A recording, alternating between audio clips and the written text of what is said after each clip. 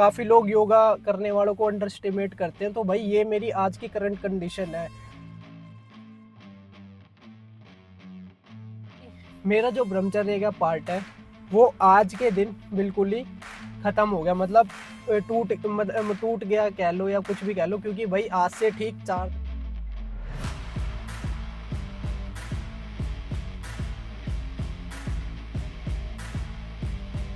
Activity करते हैं physical में, तो आपके मन में ये नहीं आना चाहिए नहीं यार ये चीज़ मेरे से नहीं होगी। तो मेरा मेन मोटिव यही है, इसलिए अपनी बॉडी ये सारी चीज़ें करते हैं, सारी वेस्टेज है, मतलब इनका कोई भी फ़ायदा नहीं है। क्योंकि मेरे जैसा बंदा, मैं अपनी पर्सनली बता रहा हूँ, मुझे भी काफ़ी लोग कह देते हैं यार तू भी दिख। तो आप सभी का एक बार फिर स्वागत करता हूँ मैं अपनी एक और नई वीडियो में, एक और नए व्लॉग में। और आज की जो वीडियो है इसमें हम 2 टॉपिक अपने कवर करेंगे। सबसे पहला मैं आपको सिखाऊंगा कि आप इजीली हैंड स्टैंड कैसे कर सकते हो। अभी मतलब कुछ दिनों से मैं बार डिप्स लगा रहा था, और बार डिप्स भी ऐसे नहीं कि 2 3 4 ऐसे सेट के हिसाब से नहीं, मतलब 200 200 250 250 ऐसे करके। तो इन बार डिप्स से मुझे क्या बेनिफिट मिला है वही मैं आपको बताऊंगा। दूसरी चीज़, और एक भाई ने कमेंट किया था कल कि भाई जो आपने पिछले साल ब्रह्मचर्य के पार्ट स्टार्ट करा था वो अभी भी कंटिन्यू है या नहीं है, वो चीज़ भी मैं आपको बताऊंगा। और ब्रह्मचर्य ने मुझे क्या दिया है वो भी मैं आपको बताऊंगा। तो वीडियो बिल्कुल भी स्किप मत करना, आज की वीडियो में आपको काफ़ी कुछ सीखने को मिलेगा। तो सबसे पहले, अभी हमारा जस्ट वर्कआउट ही खत्म हुआ है। पहले हम सुबह सुबह उठ गए थे भाई, वही अपना पार्क गए, पार्क में मतलब कुत्तों को खाना वाना खिलाने के बाद अपनी रनिंग स्टार्ट करी। रनिंग स्टार्ट करने के बाद फिर जिम में शोल्डर वर्कआउट करा, और साथ ही साथ अपनी ये हैंड बैलेंस की प्रैक्टिस करी।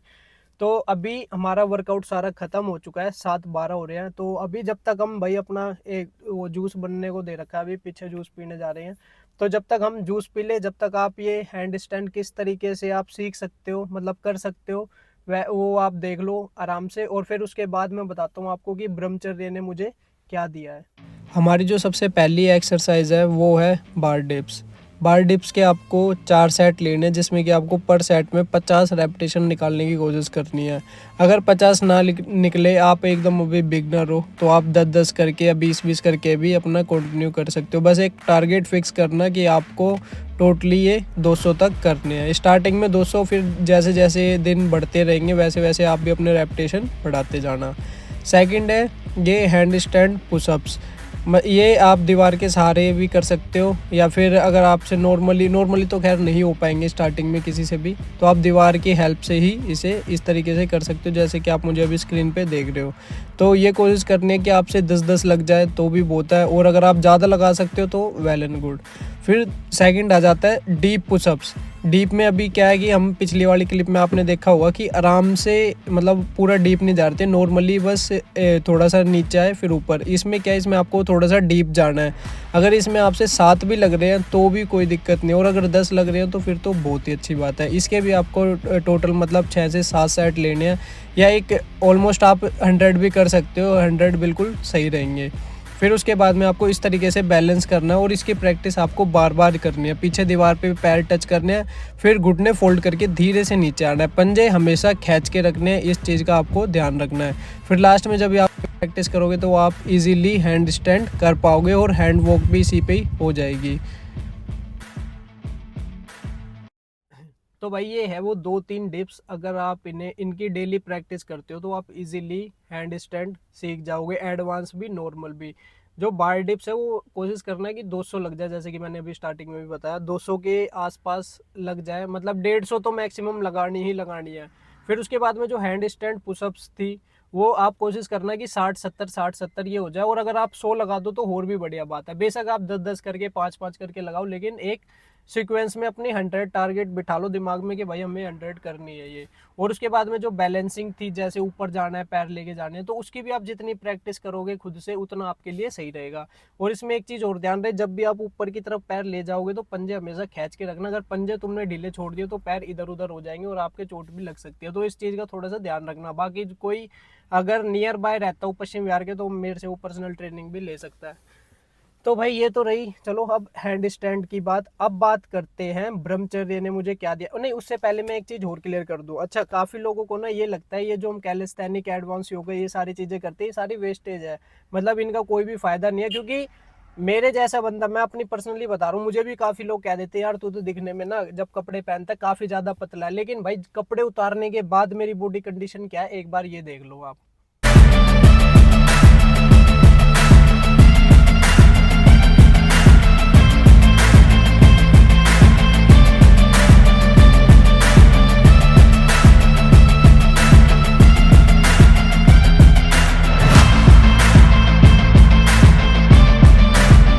तो भाई ये ना मेरी आज की अभी की करंट कंडीशन है, अभी आधे घंटे पहले की, ठीक है।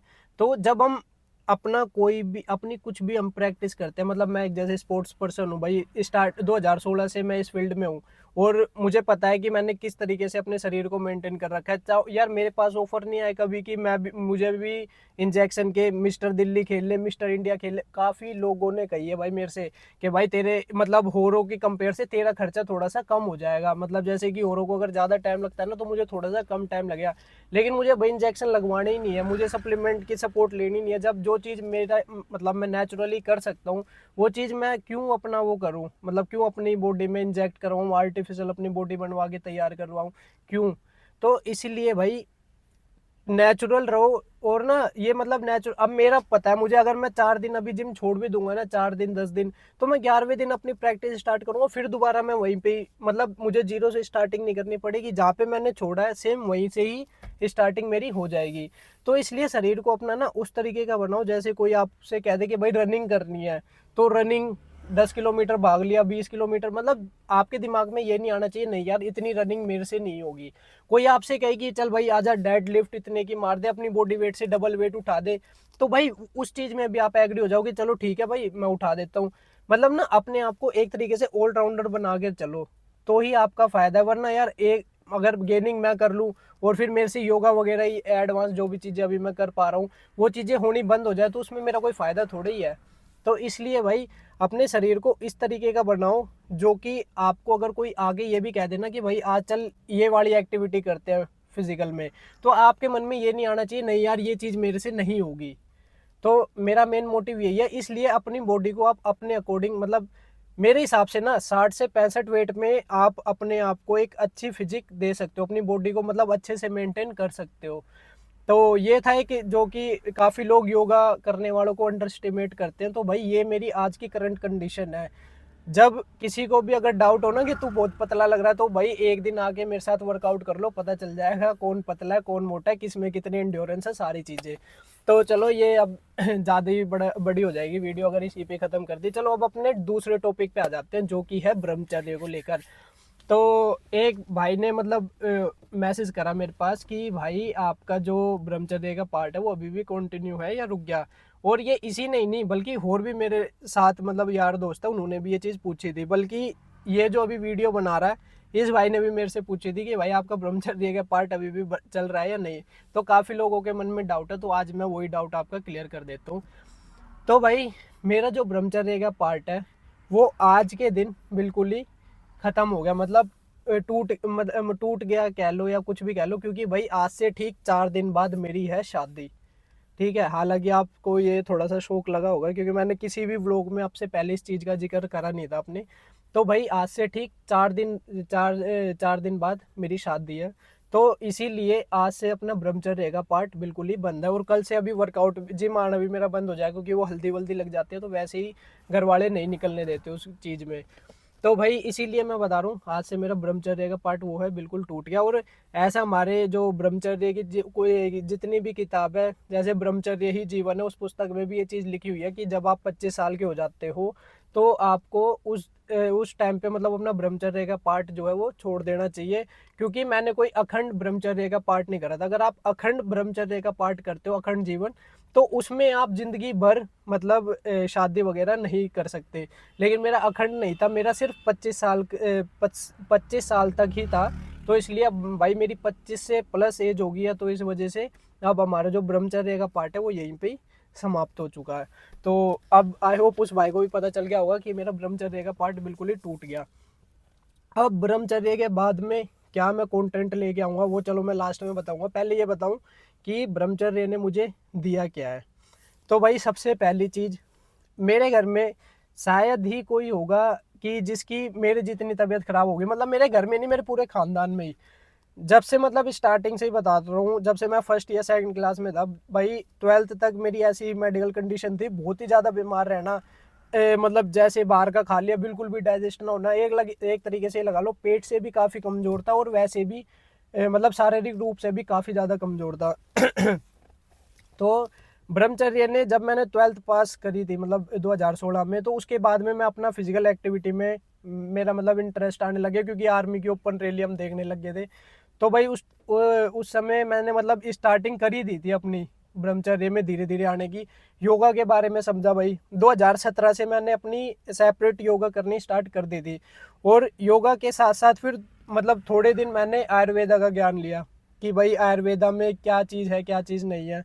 तो एक तरीके से धीरे धीरे ये लगा लो 2022 तक मैं मतलब थोड़ा सा मेरे साथ में मेडिकल कंडीशन थोड़ी ऊपर नीचे रही, जब तक मैं चीज़ों को समझ रहा था। ठीक है, जब 2022 लास्ट था मेरा हॉस्पिटल का, फिर उसके बाद में भगवान की दुआ से 23-24 मेरा बहुत अच्छा गया भाई।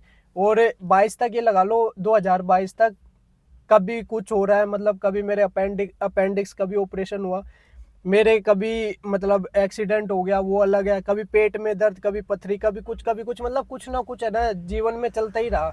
2022 तक की बता रहा हूँ मैं। और जब मैं अब ब्रह्मचर्य आयुर्वेद और ब्रह्मचर्य के हिसाब से मैं अच्छे से जब जीने लग गया, मतलब अपना जीवन व्यतीत करने लग गया था, तो अब मेरी अभी करंट कंडीशन ये लगा लो कि भाई 2 साल हो गए मैंने डॉक्टर की दुकान से आज तक, डॉक्टर की दुकान कह रहा हूँ सॉरी, डॉक्टर के क्लिनिक से आज तक अभी तक मतलब 2 सालों में एक पैरासीटामोल का पत्ता तक भी नहीं लाया, मतलब सर दर्द की भी गोली नहीं ली वहां से।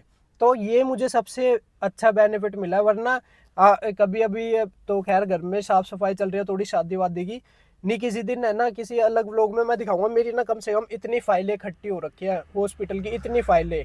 और वो तो शुक्र है कि भाई मैं एक आर्मी फैमिली से बिलोंग करता हूँ, मतलब फादर आर्मी में थे, तो इस वजह से थोड़ा मतलब जो हमारा कार्ड बनता है हॉस्पिटल वाला, उससे थोड़ा सा हमारे घर में राहत है। वरना जितना मैं बीमार हुआ हूँ ना, उतना शायद अगर कोई और होता, अगर हमारे पास में ये चीज़ें नहीं होती, आर्मी वाली फैसिलिटी नहीं होती, तो शायद सब कुछ बिक गया होता अब तक। तो इसीलिए भाई ब्रह्मचर्य का एक सबसे बड़ा बेनिफिट तो मेरे जीवन में यही है कि भाई मैंने 2 सालों में डॉक्टर की कोई भी दवाई नहीं ली। और अभी भी जैसे 5 दिन पहले मैंने आपको बताया था कि मेरी भाई तबीयत खराब हो गई थी, जुकाम हो गया था, तो जुकाम में मैंने वही आयुर्वेदा वाला नुस्खा आपको भी बताया था कि किस तरीके से त्रिफला का सेवन करके अगले दिन ही मतलब 3 दिन में मेरा जुकाम बिल्कुल ही ठीक हो गया था।